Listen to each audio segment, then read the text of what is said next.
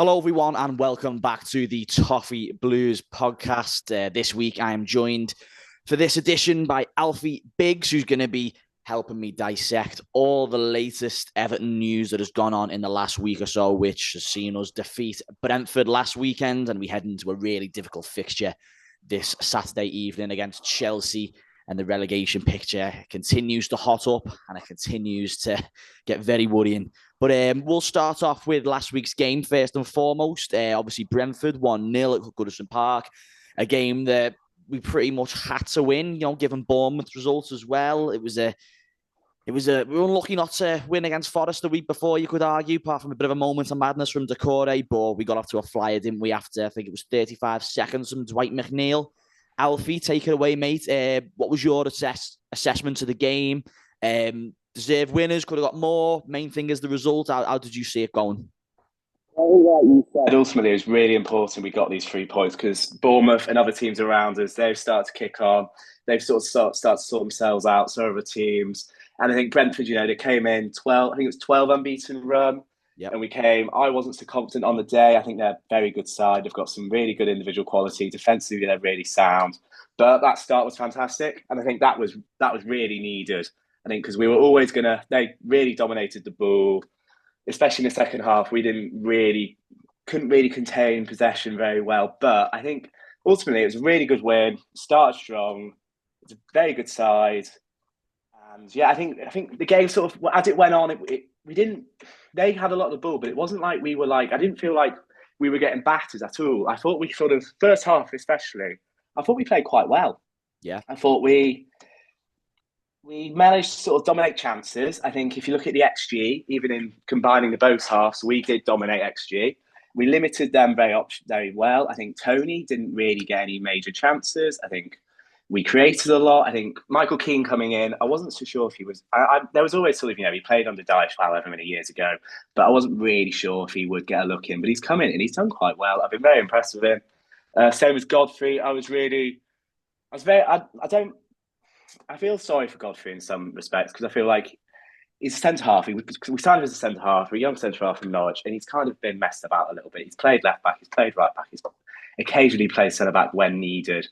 And his sort of matchup against Brian Mbeumo, who's obviously a very good player. He's got sort of, I think it's 8 goals this season, 5 assists. He's very dangerous, especially his sort of relationship with Tony. But I think he handled him really well. And it was almost sort of 1v1 isolated quite a lot against him. And he's an athlete, Godfrey. He knows what he's good at and he handled him really well. Ultimately, second half, we could have maybe tried to. We didn't look like really creating anything. We sort of struggled a little bit, legs. And I think it's about they made a lot of subs quite early on. But Dyche doesn't like doing that. Dyche famously, always throughout his time at Burnley, he's never going to make 4 subs before the 75th minute. He's always going to see. He doesn't want to sort of ruin sort of cohesion. And I understand that. But I think we did well. I think ultimately it's a good result. And we came away and we won. Yeah, absolutely. I completely agree, mate. You mentioned there how the first half, we really nullified their chances, kept Ivan Toney very quiet, which is a real big one when you're playing against Brentford. We know how dangerous he can be. Could have potentially gone in 2 ahead of the disallowed goal from Demarai Gray. What was your thoughts on that? Because I've seen a few people on this, and the jury's out a little bit. I was in the Gladys at the weekend, so I didn't get the best of views of it. I suppose the frustration always comes in with consistency with the decisions when it comes to moments like this. You think back to obviously the Rodri handball last season. A lot of different things come into your mind. But was it the right decision for you, or do you think we were quite hard done by and we could have gone in 2 up at the break? I think it's really hard to say, isn't it? So I couldn't go this week, so I was watching it on the telly, and you can see it does. It's the chest, it's the arm, where is the line? Because you can use sort of the badge on the arm that's meant to be part of the reasoning. If it's below there, then it's an arm. If it's not, it's shoulder. It's impossible to tell really, but it is about consistency, isn't it? And you've seen them given. And obviously, if they came back in that second half and managed to get an equaliser and then even get a winner, you would have felt hard done by. Yeah, of course. But the second half came and we did ride our luck a little bit. Real backs against the walls performance in that second 45. I think a lot of people's hearts were in their mouths at that point. We were sort of expecting the inevitable Brentford goal, and a point probably, in all honesty, wouldn't really have gone down too well. Obviously we got the points against Forest the week before, but these home games, we've stressed many times how important these are going to be in getting us out of this situation. So to get over the line, it was almost like it was one of them. When the referee blew the whistle, it was one of relief, wasn't it? In the end, it was just like another 3 points boxed off at home, and we can just continue to move forward. Now, of course, that result did lift us to the heavy heights of 15th, which is something that we're not. I think it's probably one of the highest points we've been in for a while. It seems that we've not really been out of relegation. Feels definitely. For a long time, I feel like we've been really in there. The worry, I suppose, was that teams around us had a game in hand on us. We saw last night that Brentford actually did us another favour by beating Southampton, and of course, Brighton beating Palace last night as well. It's all very tight, as we mentioned at the start of the pod. It's obviously it's very encouraging when your side aren't in the bottom three, but it's just so close at the moment, innit? And we almost have no other option than to just take it a game at a time. And I think that's what the manager's going to do. Obviously, we've got 3 really tough games coming up now, which we'll speak more about in a moment. But just briefly, Alfie, what's your sort of take on this relegation picture this season? Because I can't remember one as tight. We've still got a fair bit of football to play, and you just can't predict it. The amount of points that are separating 12th to rock bottom. It's obscene. I've never seen anything like it. So what's the way that we sort of navigate out of this now? Is it just game by game in a situation like this? I suppose that's all it has to be, really, isn't it? Well, so Aston Villa in 11th, and they sit on 35 points. But then 12th is Palace, who are on 27. We're on 25, and we're 2 points off 12 here. And then Southampton in 20th on 22. It's incredibly tight, and I think any of those 3 teams could go down, really. And I don't want to include us in that, but I think we are obviously in a relegation battle now. We're used to it now, last year as well. But the game in hand doesn't bother me, because it's not like in a title race. It's not like if City have a game in hand on Arsenal, it's like, oh, well, it's expected. These teams, they're not winning. The games in hand thing doesn't bother me. So sort of Leicester, they are 1 point behind us on 24. They've got a game in hand. They're not guaranteed to win there. That doesn't mean they're going to now sit on 27 points and leapfrog 2 teams. There's a lot of teams in this. It's ultimately, like you said, game by game. We've got to win our home matches. That's the thing. And we do. That's where we're strong at. The home form has been strong. The way is questionable, I think. But that's all of these teams around. I think if you've looked at the trajectory of the away games this season, since COVID, on not just us, on a whole, you're so much more likely, statistically, a lot of the teams, it's now home games you win, away games a lot more tougher. I think if we can build on the home form, like we're doing, we're getting into it, I think we'll stay up, personally. Yeah, well, I think we've definitely got a better chance. You look at the home form there, which you just mentioned. Dyche's 100%, steadied that a little bit. We seem to be a lot more confident at home, particularly. There seems to be a bit of a belief that the players can maybe grind out results. Of course, we know that we're not going to see free-flowing goals. That's quite obvious and has been all season. But there seems to be a bit more of a resilience. And as you say, players seem to be taking their opportunities. Like you mentioned before, your Michael Keanes, your Ben Godfreys, they seem to be relishing the chance of getting in the side.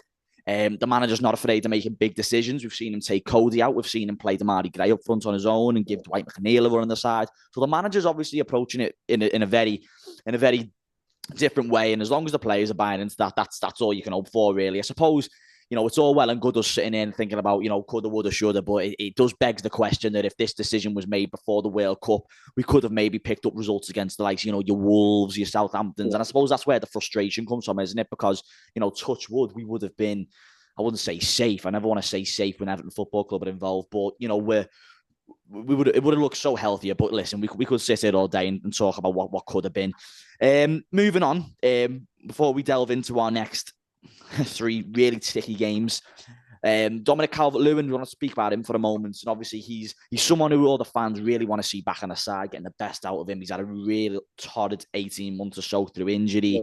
We were maybe expecting him to perhaps be involved with Brentford. We put up a bit of a cryptic tweet before the game thinking, maybe he's going to be involved in some capacity. Wasn't to be, fair enough. I think a lot of people would rather him get, match fit for these important games coming up.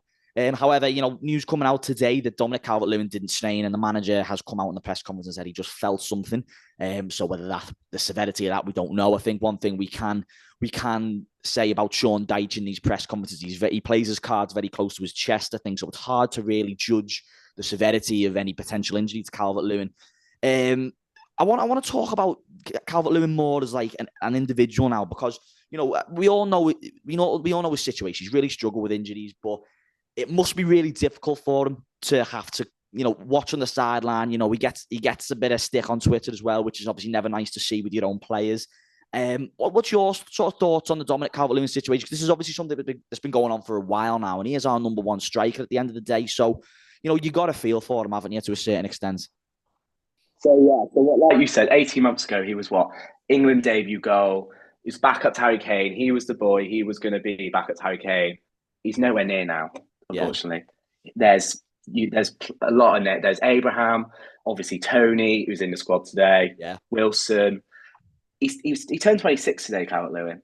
He's 27, only just turned. He's the same age as Chilwell. He's not a young Not a kid anymore, is he? No, he's certainly not. And I think his confidence must be shot to bits, because like 18 months ago, debut goal for England, bagging. He scored last season. He scored in the 2020-21 season 16 goals in Premier League. He's scored 6 in the last 2 seasons. Yeah, it's a shame, isn't it? It's a shame, and it's not his fault at all. Of course not. And I think he gets a lot of stick on Twitter, as he has so many other footballers do that have interests outside of football, and that doesn't help. But it's just so many injuries. It's not. If I'm looking at his injuries here, I'm just looking at them now. A knee injury, 46 days out. Fractured toe, 125 days out. Hamstring injury, 8 days. Muscle injury, 24 days. Back injury, 68. Ankle. It's not like he's got a dodgy hamstring. Can I put this to you? Do you think there's a way back for Calvert-Lewin? Or do you think it's one of them situations like I've seen a few comparisons to players like Daniel Sturridge as well, who never quite recovered. And obviously, albeit his Liverpool connections and all that, it's always a bit of a shame to see when a player, who obviously has ability and can really help out a team and be really effective. As we saw, you read out the numbers yourself. They're really effective for Everton in seasons gone by. Do you think there's a way back for him? Will we ever see that Calvert-Lewin again? I think with each passing week, my hopes diminish slightly. I will say that.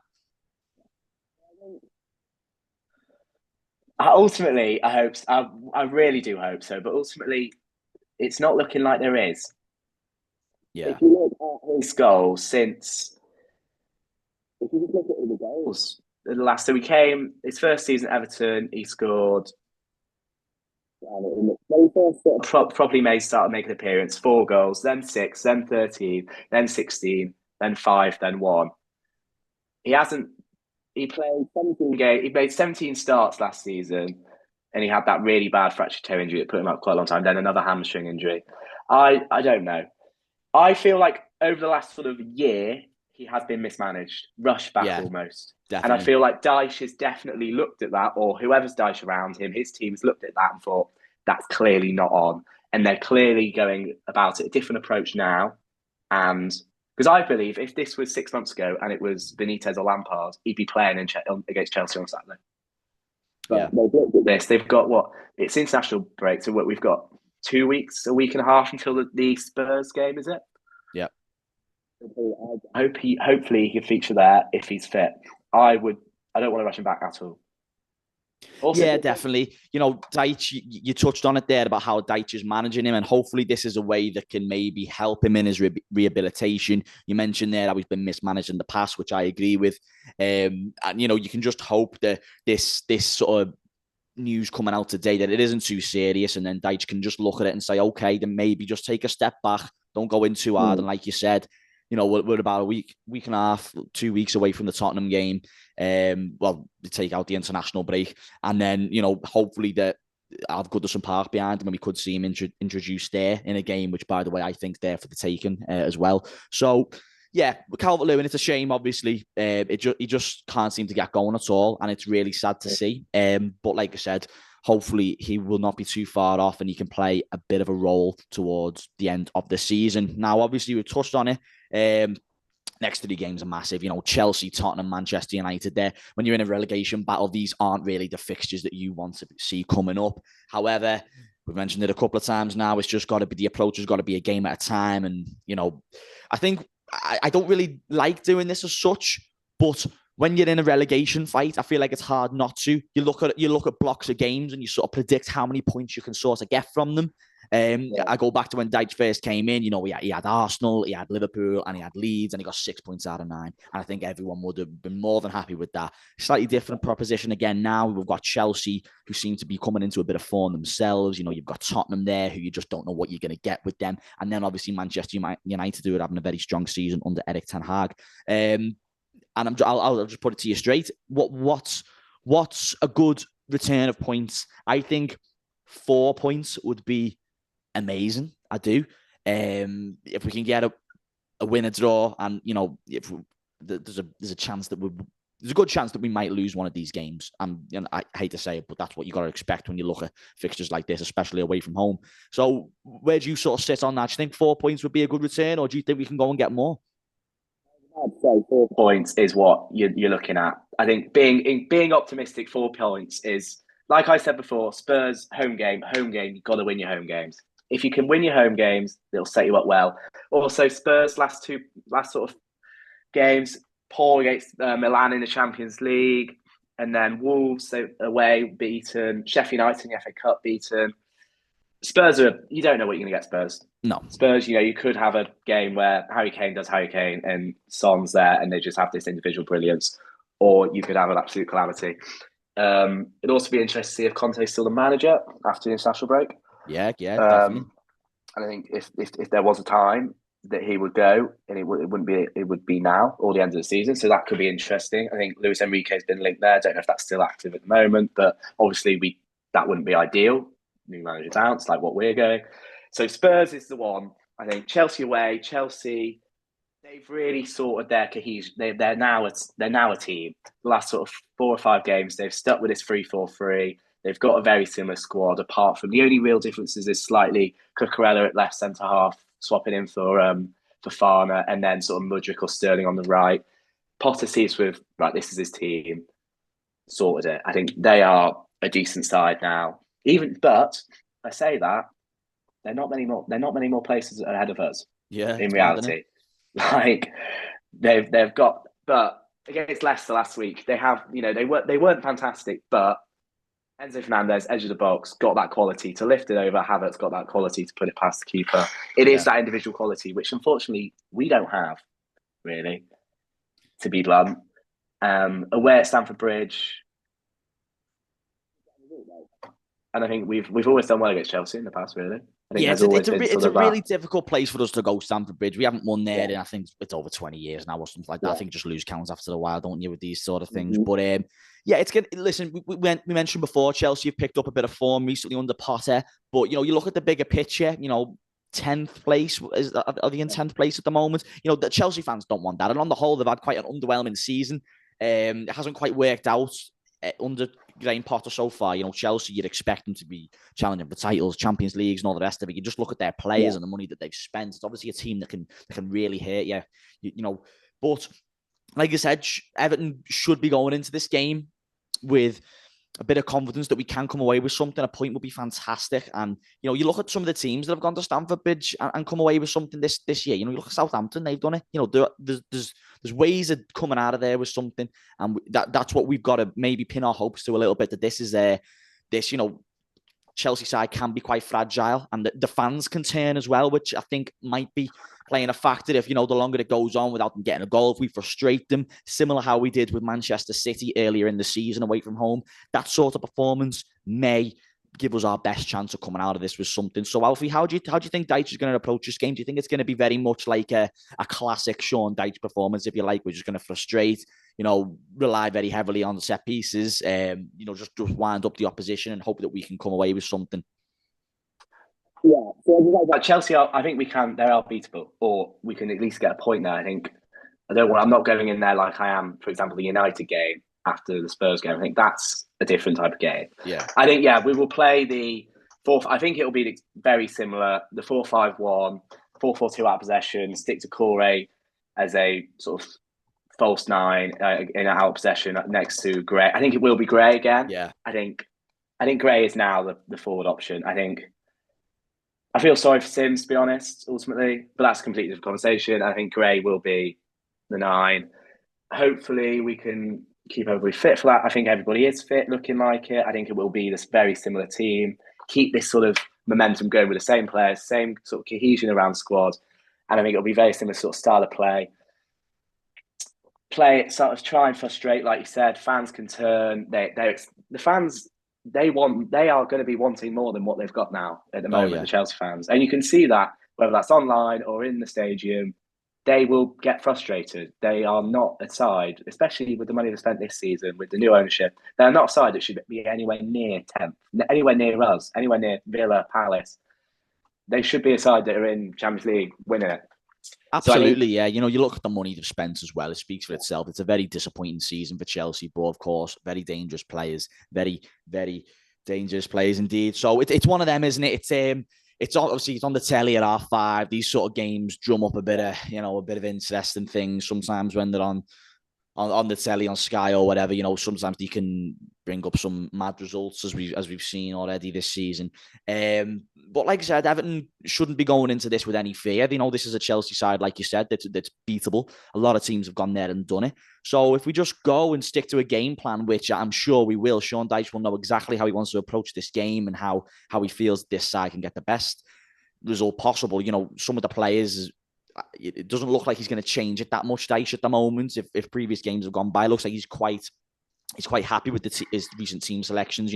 Decore, very consistent at the moment. You look at the likes of Michael Keane as well, who seems to be coming into his own a little bit, and who would have expected that a few weeks ago. So it'll be interesting to see how he sets up. But like I said, it'll probably be something which we've been used to seeing in the last couple of weeks, and he's just going to try and really wind up Chelsea and see if we can come away with 3 points would be fantastic. We mentioned before, didn't we? How 4 points out of these 3 games would be amazing, and to the first hurdle to come away with 3, that would just be fantastic. And also to put to bed this horrific record there as well that we've got at Stamford Bridge. There's Chelsea, Everton have had some much better sides than they have now, and we've still not been able to beat them. So to go there and come away with 3 would just be phenomenal. Just before we start to wrap things up, just again looking at the wider sort of picture, a point would be fantastic, as we said. And I've asked a lot of people who have come on this show recently, and to be fair, it's always better to come on and answer this after a win. But do you think we do have enough to get over the line? Because obviously it's another torrid season. We've got the man in Dyche now. We look stronger at home, of course. The performances have obviously picked up. We've got some players coming back. You think the likes of Patterson as well to come back into the fold. Do you think that we will have enough to get over the line, or do you think it's just too hard to call at the moment when you look how tight it is? It's an incredibly hard decision, isn't it? I think there are so many teams involved. It could be anything. The bottom 3 now, Southampton, Leeds, Bournemouth, it could be a completely different bottom 3. Yeah. Ultimately. Personally, I think hiring Dyche did was needed completely, if not earlier. If we left it another couple of games, I think we would have been gone. And I do think it was a last. We needed him then and now. And I think he's the man. I think in a relegation battle, the 3 things you need are a good manager who's tactically disciplined and pragmatic, a good goalkeeper, which we've got. Obviously, I think Pickford's. I think he's probably one of the best. He's definitely one of the best in the bottom half of the league and the ones we're battling with, and a good number 9, which we don't have. Which is beautiful. We don't need goals. We're never going to score 3 or 4 goals a game, and nobody is around us. And I think there's other teams that are also struggling for goals. Yeah. If you look at our goals for, we've got the second lowest joint lowest with Wolves, Everton, Wolves, us, and Southampton on 20. It's not looking good for goal scoring, and I think that really does sort of show Why have like we you not said, gone it and can sorted change this? so quickly, can't it? And that's been the thing this season, hasn't it? Like you look at it and it just changed all the time. You can't predict anything because we could be sat here Saturday night and it could be a completely different fix. You know, we could be we could really start to think that we have enough to get over the line, but then quite easily another defeat can suck us back into thinking there's an awful lot of work to do yet. And of course, there's a lot of work to do yet. There's a lot, there's what is it, 9 more games to play. No, there's 11 more games to play. I think there's We've got 11 more 11 games to play. haven't we? So there's a lot of football still to be played. It changes weekly.